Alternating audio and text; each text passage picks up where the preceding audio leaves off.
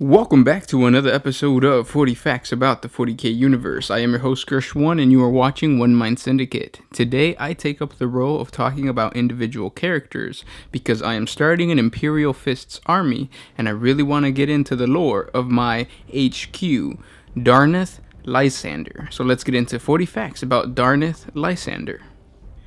Darneth Lysander is the first captain of the Imperial Fist Chapter's first company, overseer of the armory, and watch commander of the Imperial Fist mobile monastery, Phalanx. Even for the Space Marines, Darneth Lysander has led a long and bloody career. Lysander is rare among Space Marines of this present era, for he was recruited on Terra itself. His 13-year pilgrimage toward becoming an Astartes began with his parents before his birth, following a difficult path towards a pilgrimage to Terra from their homeworld that was interrupted by betrayal, enslavement, and the murder of his family. Lysander was kept alive by the charity of the Imperial cult and his own wits, learning to fight at first for survival and then to complete the pilgrimage his parents had begun. His road to Terra was fraught with peril, such as the devastation of Grozdak and the horror of the Quesark heresy and the subsequent imperial purging of Quesark. The determination of the pilgrim boy gradually became known in high places, and upon his arrival on Terra, he was greeted as a hero. At that time, Chaplain Shadris of the Imperial Fists was on Terra conducting chapter business and first heard the extraordinary young man's tale. He sought out the young pilgrim by the Pillar of Bone, a monument that was believed to have been erected on Terra to commemorate the Imperial Fist's courage in the unnamed campaign. But in reality, it was actually a sacred holy relic that was the last remnant of the once great Imperial Fist Fortress Monastery that had once existed on Terra in the days of the Great Crusade. Part of Chaplain Shadris' sacred mission as a chaplain was to bring fresh relics of the Imperial Fists to the Pillar, but he also came to mankind's homeworld to recruit pilgrims from across the Imperium, who were deemed worthy of becoming aspirants of the chapter. It seemed to Chandris that Lysander had the blessing of Rogel Dorn upon him. Lysander excelled on the harsh training fields of Juno and Ganymede, progressing through indoctrination and training with a speed seldom before witnessed. Under Shadris' tutelage, he learned that the Emperor was not a god, as the Imperial cult decreed, but a mighty warrior and visionary from whose mortal flesh the Space Marines had sprung. Lysander rejected this at first, for faith had been the only substance he had known for much of his younger life. However, he soon came to embrace this new truth, realizing that it made the Emperor no less a savior. Like all those who had come before him, Lysander pledged his life to upholding the Emperor's work, not as the helpless worshipper he had once been, but as a warrior honoring the deeds of an illustrious forefather. Years passed, and Lysander passed into Captain Jostin's second company, the Sword of Terra, where he quickly rose to the rank of sergeant. Here, to the outrage of his peers, he casted out the official bolter drill honed over many thousands of years.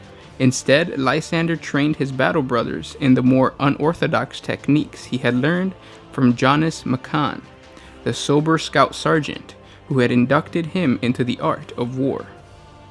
When Jostin challenged Lysander about his breach of tradition, he refused to back down, arguing that effectiveness counted for more than blind adherence. However, in the end, it was only Chandrin's intervention that prevented Lysander's demotion.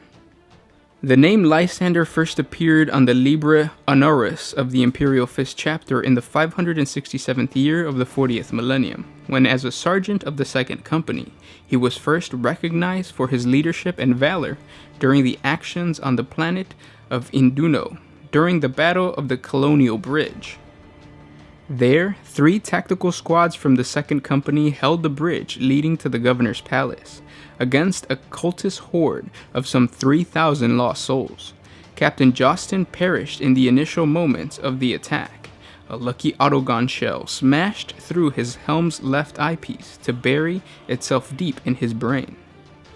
With Jostin's death, Lysander took command, directing the survivors in a clockwork volley first impressed upon him by the Sergeant McCann.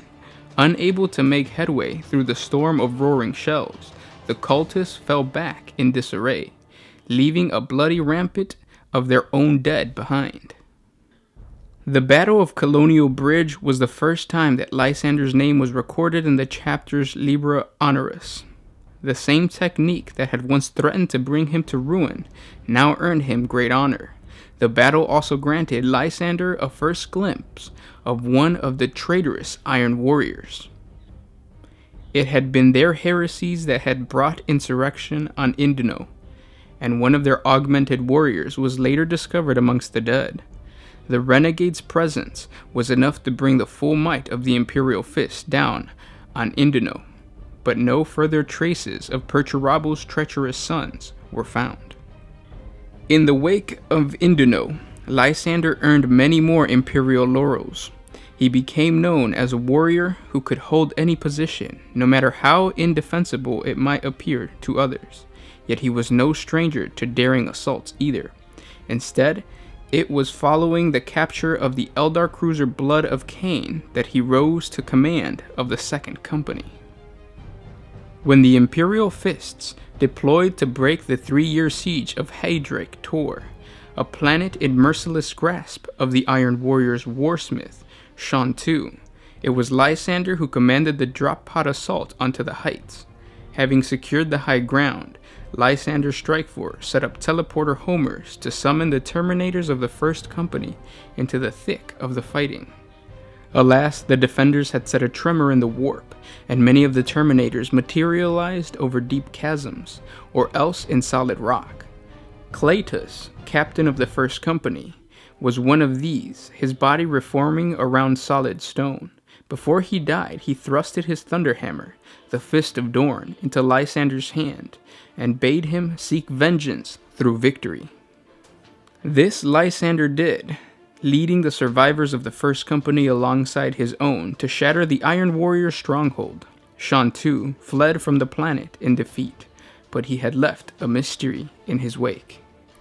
Survivors spoke of how the warsmith had concerned himself little with the desolation of their world, and had instead buried himself in a search through its millennia-old archives. Unfortunately, there was no way to know what Shantu had been searching for, as he had destroyed the archives before making his escape.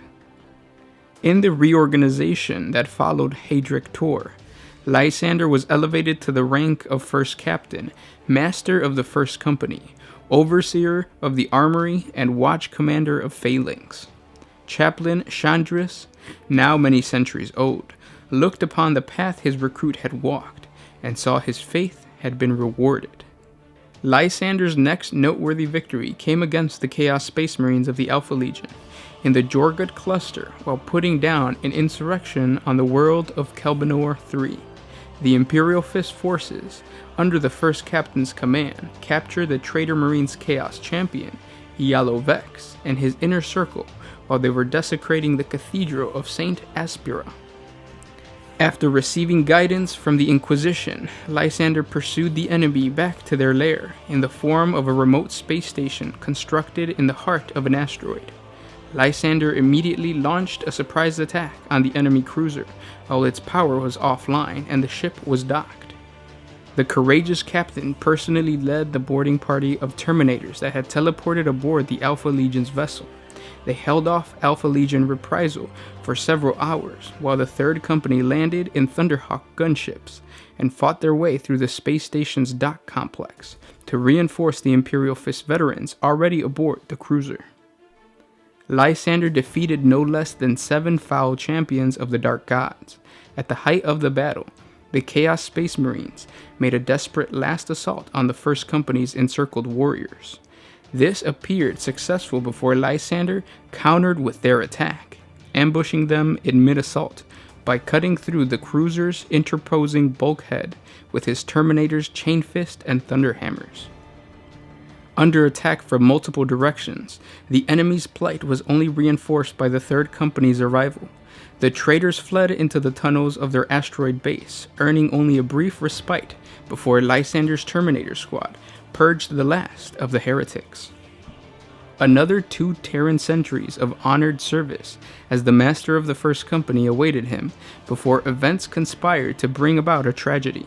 Toward the end of the 40th millennium, Lysander was traveling aboard the Imperial Fist strike cruiser Shield of Valor when it was lost in the warp. With him was a lost sizable portion of the First Company. The Imperial Fists awaited, hoping for the eventual return, but it was all to no avail. For decades and then centuries passed with no signs of the starship's return to real space. All hope was given up, and Lysander's name was entered on the roster of the chapter's fallen, and his statue placed in the Hall of Heroes in the Phalanx. Yet Lysander and his crew were not so dead as any opposed. Due to the fickle tides of the warp, the Shield of Valor returned to normal space nearly 1,000 Terran years later, in the 964 year of the 41st millennium. However, the location that the Imperial Fists found themselves in was hardly any better. They were located in the outer orbit of the Iron Warriors Traitor Legion's stronghold. It was a world called Malodrax, on the western fringe of the Eye of Terror. The Iron Warriors were quick in their reaction, and the firepower of 3 orbital fortresses disabled the strike cruiser.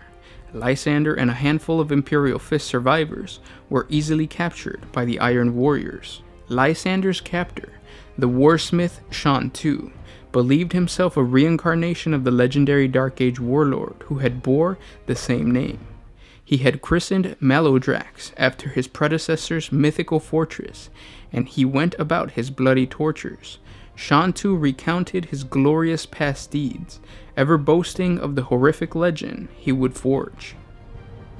He spoke endlessly of the spear Hydros, bringer of the swarm, and his search to reclaim the Leviathan war barrack Tamunash, whose weapon had laid waste to 1,000 worlds, and Sean II boasted would do so again.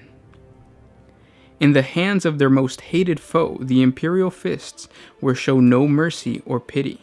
The Iron Warriors tortured them for weeks, and only the astonishing tenacity of the Sons of Dorn allowed them to survive a full month of incarceration and the tender mercies of the Iron Warriors. Although Lysander's body was bloody and broken, his will remained intact. Throwing off his shackles, he and a handful of Imperial Fist survivors fought their way unarmored and initially with no weapons except for their fury and their fists through the planetary capital, managing to reach a shuttle and escape into the void. Lysander returned to the chapter and was received with great acclaim by his battle brothers and the chapter council, although none of them had even been born when the Shield of Valor had been lost to the warp. His legend remained strong among the Astartes of the chapter, and his actions still provided inspiration to new battle brothers. For all the joy at his miraculous return, a deep vein of fear was rooted in the minds of the Imperial Fists, that their hero had been corrupted in some way during his time spent in the warp and the dungeons of the Iron Warriors.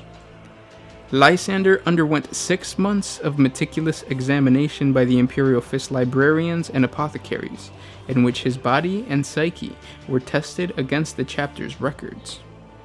Every corner of his soul and every cell in his body was examined thoroughly, leaving no doubt in the minds of their brothers that Lysander was free of any spiritual or physical taint. With thunderous approval, Lysander was ultimately restored to his post as the captain of the First Company. Within 6 months of his reappointment, Lysander returned to Malodrax to avenge those lost, and his own suffering at the hands of the Iron Warriors. None could stand before the righteous fury of the Imperial Fists as Lysander claimed his revenge. Once Malodrax had been cleansed, Lysander vowed to scour the foul stain of the Iron Warriors from the galaxy once and for all. Gathering warriors from across the vast holdings of the Imperium, he initiated a crusade against the Imperial Fists' most hated foe that continued to this day. Though Shun II escaped that maelstrom of blood and fire, he did so weakened and beaten. Yet Malodrax was but the start. Lysander's vengeance had only just begun. And those were 40 facts about the Imperial Fist special character, Lysander. Now, his story is not done. There's more lore to him, so please hit the subscribe button or make sure you have notifications turned on for the YouTube channel to know when part 2 comes out. You're going to find out his tragic tale because it gets a little tragic after this. So please subscribe to the channel to get part 2. If you have already, don't forget to like, comment, and subscribe. By you doing that, you're telling YouTube you want more awesome Warhammer 40K content, and it's going to help channels like ours that produce Warhammer 40K content. It's going to help us grow. So please hit the like button, comment down below, and I'll catch you in the next one. This was Gersh1 with One Mind Syndicate, signing out.